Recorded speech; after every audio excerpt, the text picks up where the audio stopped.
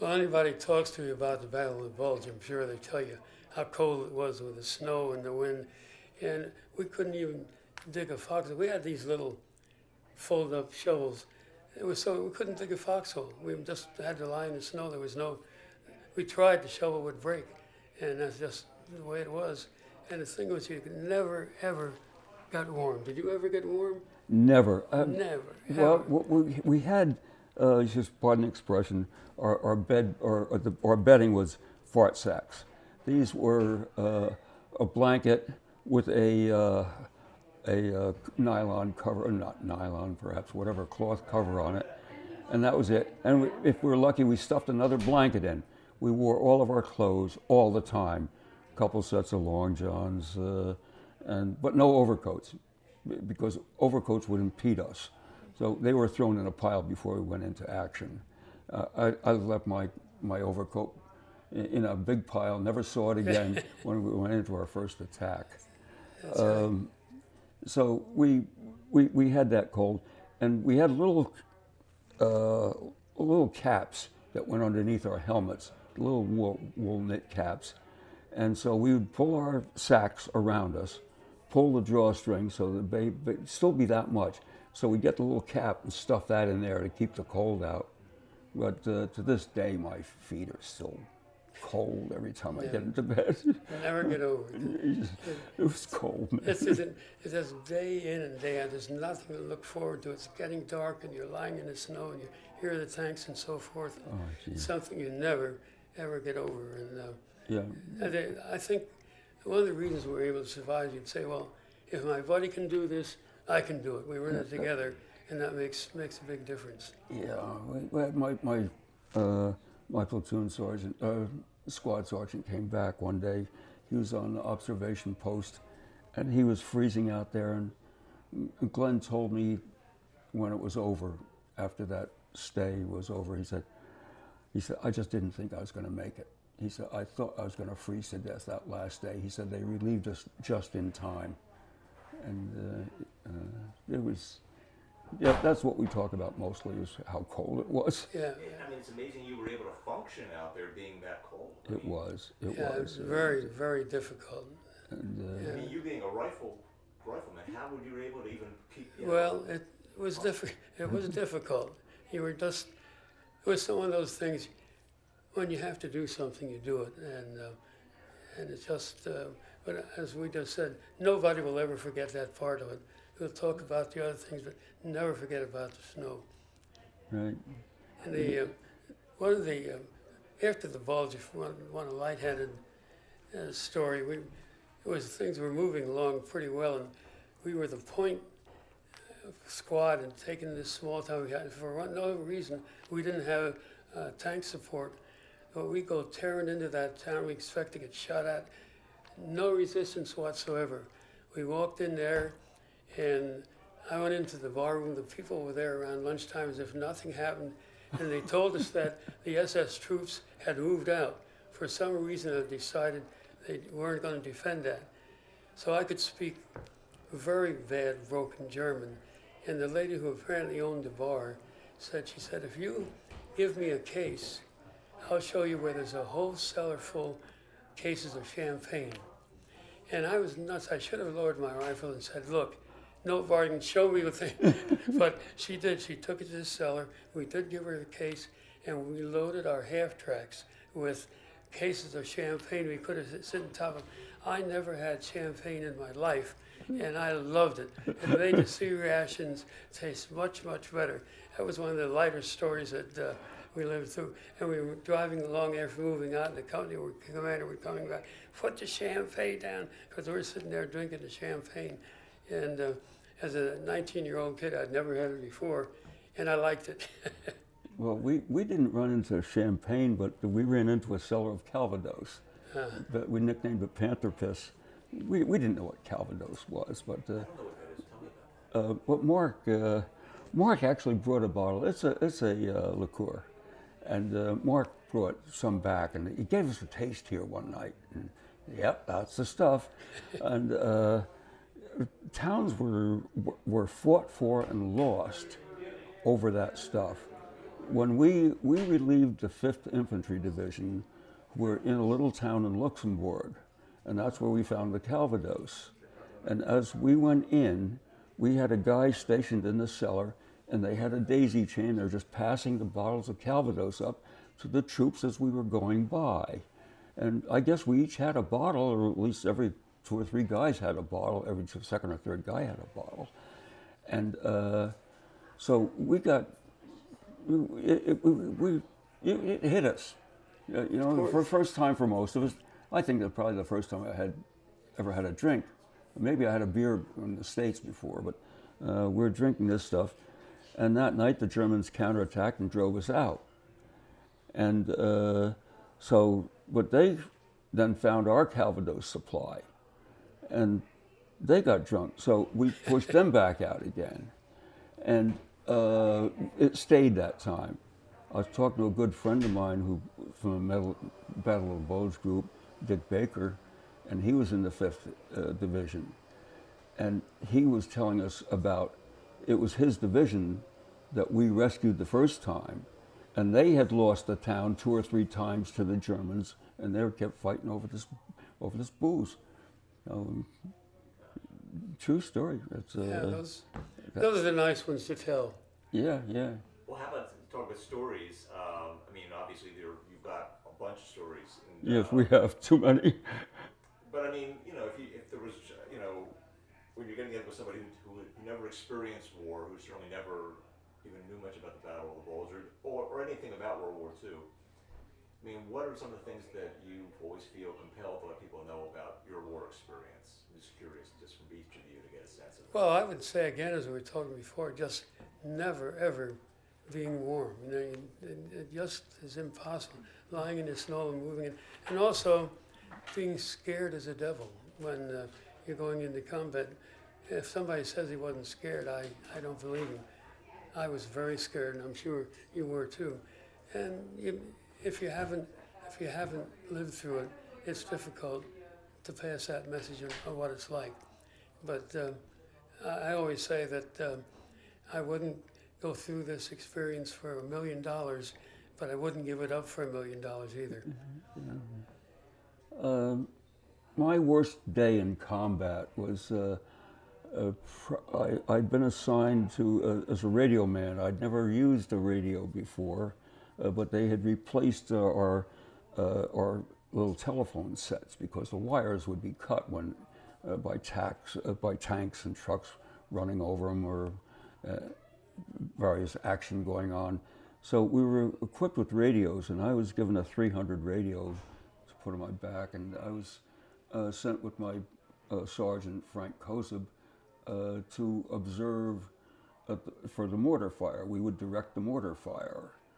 We were assigned to a rifle company, and that day we met the troops on our way up to the front about 4 o'clock in the morning. We got very close to the Siegfried Line, which is a series of fortresses which ran from the Alps to the North Sea, defending the German border. We were to penetrate that line that day. We went in, immediately ran into heavy artillery fire. One of our sergeants was killed in the same.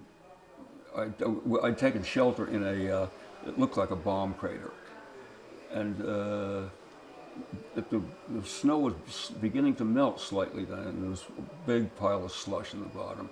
I remember being on the side and trying my best not to slide into the slush down at the bottom of the crater, and yet the the artillery shells were landing all around us. Well, that was the first time that I'd ever had a shell land in such close proximity. I have no idea how close it was, but it had Sam Osborne's number, but didn't have mine. The experience was just incredible. I remember before I took cover in the hole, walking along, and that shell landed near us, and it was just like a boom, and the blood just runs right out of your head down to your feet, and you hit the ground. And I began to bargain with God. I said, I'll give you an arm. I'll give you a leg. How about an arm and a leg? Just get me out of here. And then it came to our senses, and we dove into the pit then. But that was the type of experience you had. That was only the start of that day. The day continued on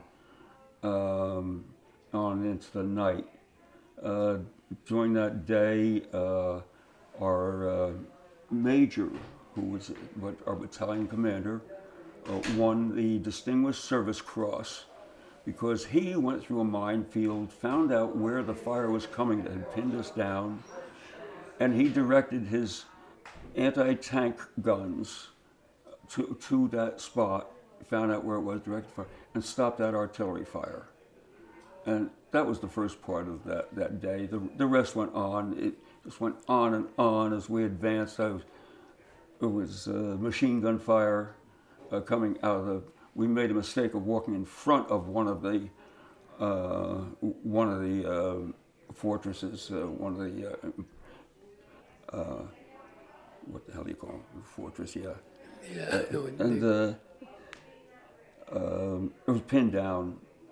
Thought I could help the rifleman out a little bit. I had a little carbine I was carrying, and I poked my head up, and I went to look around, and I heard something in back of me. I looked over the back of my head. The tree in back of me was splintering. So that was the machine gun fire going over me. And so I didn't help the rifleman anymore. I dug further in.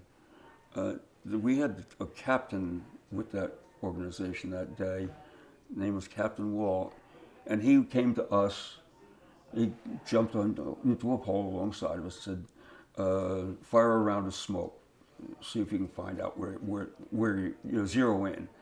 We fired the round of incendiary and didn't see anything, so he gave up on us. And he went on to direct his rifleman, and he's directing his messenger to go here, and he's directing his machine gunners to place it there. And Captain Wall was a dynamo. He's a West Pointer. He was killed 3 days later. After that engagement was over, he was picked off by a sniper. He also won the Distinguished Service Cross that day. And I was so proud to have served with those two guys. And I think our regiment won 3 Distinguished Service Crosses in the war, and 2 of them were men I was with that day. I won't go on with the rest of the story. There was mortar fire. Eventually, we won. We find out, and I went back with one of my other sergeants who wanted to pick up Sam Osborne's wallet and send it to his wife, and so I went with him that day. But everything is quieted down. Nothing. Everybody had left. The Germans had left. We had left. There was nothing but a few bodies lying around, and Sam was one of ours, and that was the worst day I'd ever spent. I guess my worst day was having my squad leader and best friend killed right alongside of me, something similar to what you did. We were pinned down and couldn't get up, and just machine gun fire. And my buddy made a wrong move, and bingo, just like that, he was dead. And I held him in my arms, and I made a promise that someday, Gus, Chuck, I'll come back here and visit this place. He didn't hear me, of course, he was dead. And it wasn't until 1990 I finally did get to go back to that spot. It's something I always wanted to do. I was just delighted that I was able to do it. Another kind of story, not related to battle, but our group was in England waiting to cross the channel. And I got 2 letters I had sent to my brother returned to me, and they said deceased. He was already in Germany and was killed. That's how I found out my brother was killed. I never got over that either. But those are things that happen, and it happened to many, many other ones, just not me or Gus, but there's so many stories like that. You can't think of all of them, but they're just, that's why there is no good war. No. And I've never served, but I can only imagine that going through something like this, it has to change you in lots of ways. I mean, hopefully some ways are good, but it has to be ultimately very profound to have to go to see somebody right next to you die and realize, gee, just one wrong move and it Could have been us, could have been Chuck, Could have been Gus. anybody. Yep, could have been anybody. It's you never knew when, and we were so young. I guess we grew up pretty quick. Yeah, that's right. Well, you were 19, I was 19, in those battles, and you do grow up pretty quick. And, Yeah. How do you think going through that changes your outlook on life? I mean, clearly you come back from that very different than the person you were when you went over. It's going to affect the way you see things. Any idea how you feel it kind of changed, or did it change your outlook on life? Well, it made me feel very, very thankful that I had survived, but I keep telling myself, I'm not special. Millions of other GIs were in the same situation, and it affected them differently. I met guys in college who just couldn't cope, and fortunately, I wasn't one of them. But so you can't help but think about it. I'm sure you do. Often I awake at night thinking about things that happened way back during the war. Yeah,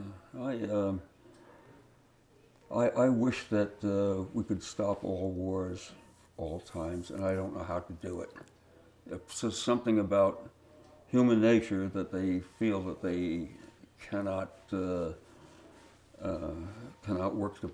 work the solution. Can't get a solution peaceably. They suddenly feel that they have to go and beat the crap out of somebody else, and I don't understand that. Never did, and I don't think it'll ever stop.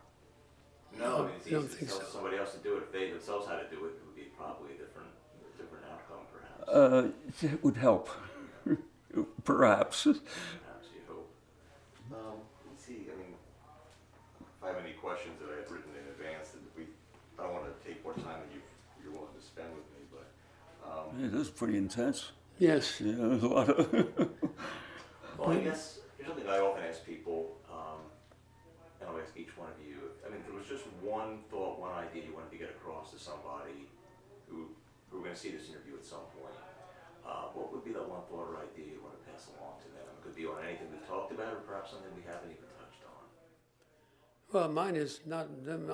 My feeling would be that I said earlier, there is no good war. Even though the author Studs Terkel wrote a novel called World War II was the last good war because of what we were fighting for, but there really isn't a good war. You figure all the people who are killed, no matter what, and wounded, and the civilians killed and wounded. It's just not good, and I agree with Gus. There's no way we're going to stop it. I can't add anything to that. That sums it up. Thank you. Yeah, I think the Circle Pride was thinking just because at that time it seemed to be so clearly good and evil, were so clearly defined that there wasn't the ambiguity that you have sometimes in conflicts, perhaps these days. It seems so clear cut, but of course, as you said, the price that we pay for any war is just so incredibly high. You do question, is it worth it? Yeah, I don't know how Hitler would have been stopped. No, No, it had to be done. that And thank God for you guys, really. It'd be a very different world today if you hadn't succeeded. I think about that a lot. yeah. Well, we're proud of what we've did, but we don't consider us unusual because so many other people have done it. Oh yeah. There were in the Battle of the Bulge alone. There were more than 1 million